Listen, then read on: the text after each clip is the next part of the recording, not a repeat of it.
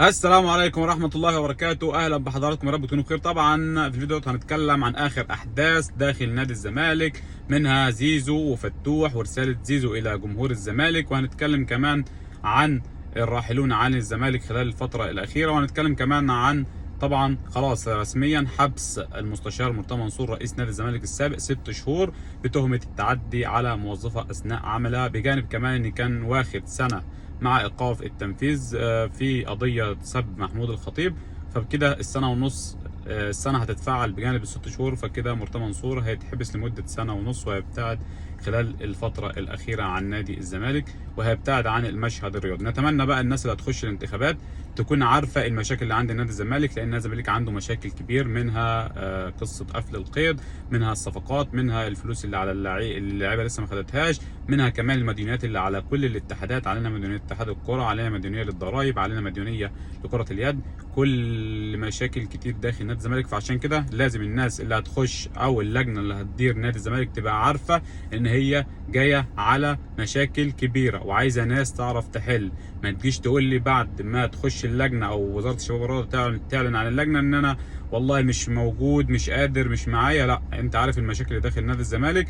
قبل ما تيجي تمسك نادي الزمالك لازم تكون عندك حلول، لان طبعا نادي الزمالك حاليا عنده غرامات كتيره جدا، منها اتشمبونج، وزي ما قلت غرامه شيكابالا، وكمان غرامه مساعد فيريرا، وكمان زي ما قلت مديونيه فتوح، مديونيات الاتحادات كلها. فاحنا علينا فلوس للعيبه، واللعيبه لسه ما خدتش مستحقات الموسم اللي فات.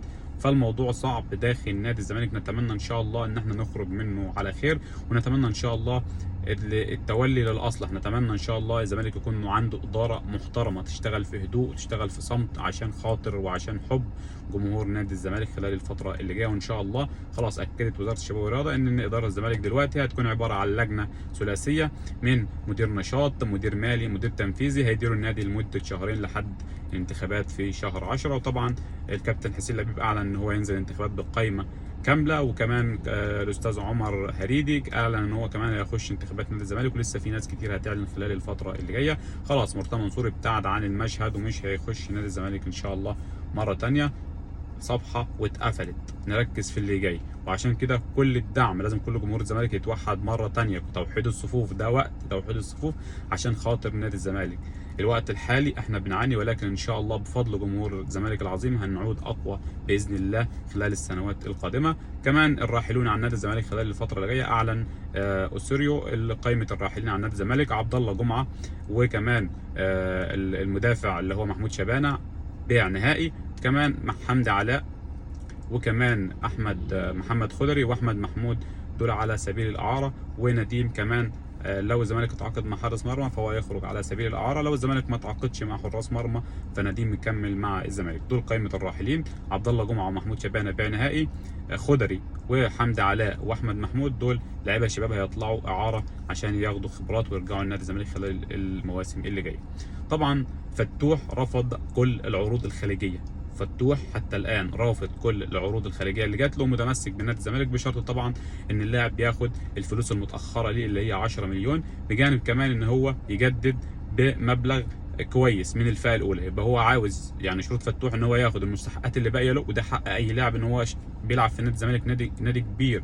ولكن للاسف الاداره اللي فاتت او الاداره اللي ضيعت نادي الزمالك ودخلته في مديونيات ما عرفتش تسدد فلوس اللعيبه، ففتوح له مستحقات متاخره 10 مليون هياخدهم وهيجدد، وهيكون لاعب من الفئه الاولى. وعاوز يعني عاوز مبلغ معين ان هو يكون مثلا اقرب لزيزو الى حد ما، وكمان عاوز ياخد مقدم تعاقد الموسم الجديد. ده شروط فتوح لتجديد نادي الزمالك، شروط ان شاء الله مع الاداره اللي جايه، وان شاء الله تقدر الاداره اللي جايه ان هي على الاقل تنفذ منها بعض الشروط. وفتوح ان شاء الله زملكاوي وهيكمل في نادي الزمالك خلال الفتره الجايه، لان هو حتى الان كابتن من كباتن نادي الزمالك، واللاعب متمسك بشده في نادي الزمالك، ولكن طبعا بشرط ان هو ياخد المستحقات المتاخره وياخد الفلوس اللي له وياخد مقدم تعاقد ويتساوى بلاعبين الفئه الاولى. وده حق اي لاعب مميز زي فتوح وزيزو. اللعبه دي لازم نحافظ عليها ونبني فريق جديد. يعني احنا دلوقتي في مرحله البناء، هنبني فريق جديد، هنجيب صفقه من هنا صفقه من هنا خلال المواسم اللي جايه، وهنبتدي نبني فريق جديد ان شاء الله ينافس على كل البطولات خلال السنوات الجايه. رساله زيزو الى جمهور الزمالك: طبعا زيزو رفع ستوري على الانستجرام وقال: انا رغبتي الاولى البقاء في نادي الزمالك، وكل ما يقال عن تمسكي بالرحيل عن نادي الزمالك خلال الفتره اللي جايه دوت اشاعات، وهو قال ان هو متمسك باللعب في نادي الزمالك، ولكن نتمنى، وقال اتمنى كل الدعم من جمهور الزمالك، ونتمنى ان شاء الله ان احنا نتكاتف عشان خاطر نادي الزمالك.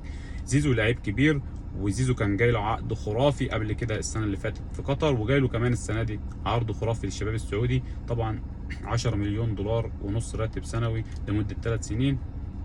فاللاعب كان هيخش له بمبلغ كبير، ولكن هو تمسك، ولكن تمسك الزمالك باللاعب خلى ان اللاعب خلاص، وكمان رحيل المجلس، فاللاعب مكمل مع نادي الزمالك ان شاء الله، واحنا مش هنقف في سكه اي حد ان شاء الله. بس الزمالك يعدي الفتره الصعبه ديت، ولازم يكون عنده لعيبه زي زيزو، وبعد ان شاء الله الزمالك ما يعدي الفتره الصعبه دي ويجي له مجلس اداره محترم باذن الله.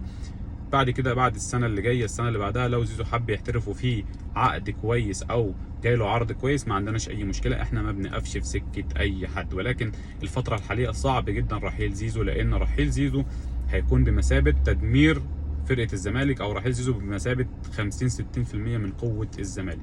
فنتمنى ان شاء الله ان احنا نتمسك بزيزو فتوح وندعم، ونبتدي ندعم لاعبتنا ونجيب صفقات، ونبتدي بعد كده نعمل حد للرواتب او سقف للرواتب، لان ما ينفعش لعيبه ما دخلتش منتخب مصر زي عمرو السيسي، لعيبه كتير رؤى، اللعيبه اللي جت الاخيره دي بتاخد 10 و15 مليون، حاجه صعبه جدا ومديونات كبيره على نادي الزمالك.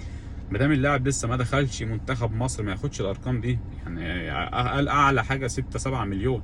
انما الناس اللي كانت موجوده قبل كده تقريبا بنضحك عليهم في التفاوض، يعني واحد زي سامسون ده جايب مليون و200 الف دولار وبياخد 800 الف دولار، وابراهيم النضاي بياخد 800 الف دولار، فالموضوع صعب.